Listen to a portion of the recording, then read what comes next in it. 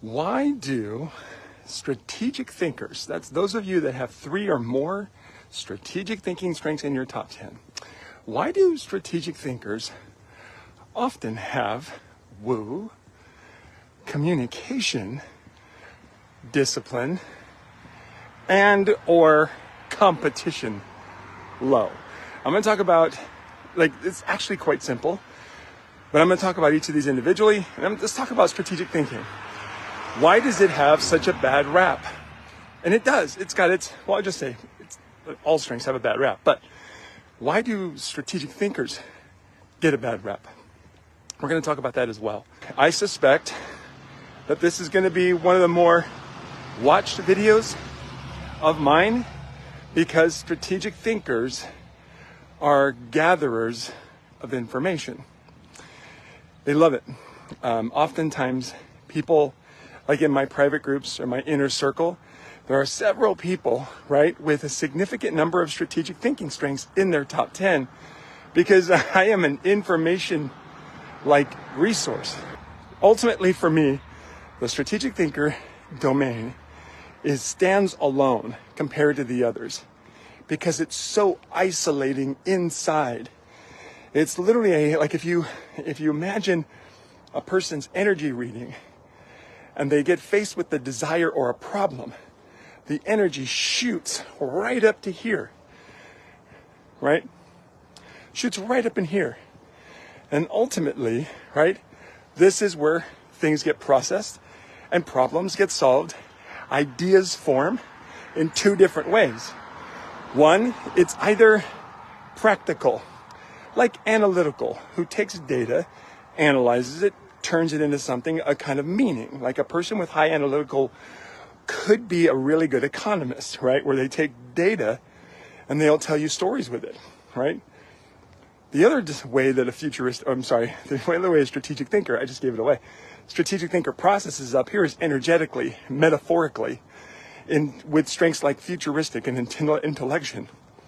When you have futuristic and intellection, the processing and the work that's being done up here is mostly metaphorical and abstract.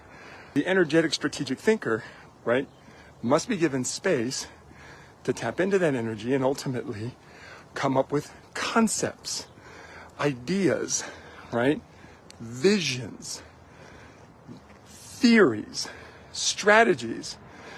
These things are ultimately come when the strategic thinker is given space. They can come up with visions, ideas, concepts that you need, right? But they tap into that up in here. Now let's talk about why discipline. Discipline is about structure. It's about routine. I want you to imagine an assembly line process. Consistency works this way too. I want you to imagine an assembly line process.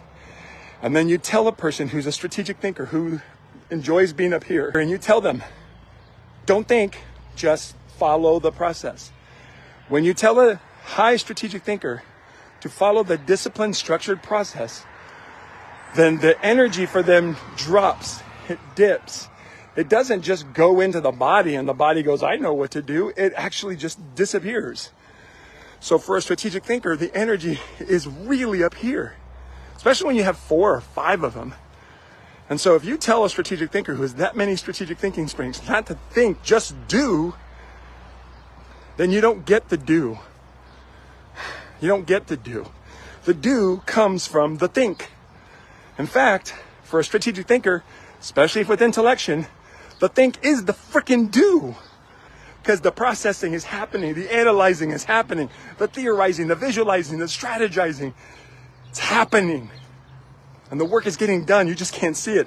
This is why strategic thinkers get a bad rap.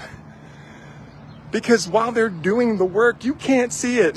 You can't be a part of it. You can't take part in it. Oftentimes strategic thinkers frustrate their loved ones because their loved ones don't know what's going on in here. But there is stuff. There is stuff going on in here, and it's great. It's wonderful, but you can't be a part of it. So Strategic thinkers get a bad rap because it looks like they're not doing anything. It looks like they're shutting down. It looks like they're vanishing or shrinking when actually they're processing, they're analyzing, they're theorizing. Now let's move into woo, communication, and competition. We're going to talk about this in one chunk. This is why those three strengths tend to show up in strategic thinkers' bottom strengths. Let's understand what woo, competition, and communication are about. The one thing they have all in common is they are influencing strengths. That means those strengths are all about energetically or practically moving other people forward. So I want you to think about this. Strategic thinkers are energy is here. Executing, relationship builders and influencers here. Other people is over here. But it goes in this order, right? So in order for the strategic thinker to move another person forward, there's a lot of crap that they have to go through in order to get to that process. In other words, it's draining. It's totally draining. If you ask a dominantly strategic thinker who lives here to move past this and go right into the physical body of another person, it's a draining process. What they want to do, and this is why other strengths will show up high, what they rather do is go right from the head to the head of another person. But if you are dominantly strategic thinking, that energy is not about moving other people forward. Certainly not about challenging them, and it's definitely not about winning them over. The last thing most strategic thinkers want to do is entertain you, put on a show, right? Hey, Jen. Holly says, it's a bit confusing for me because I also have 3 executing strengths in my top 10.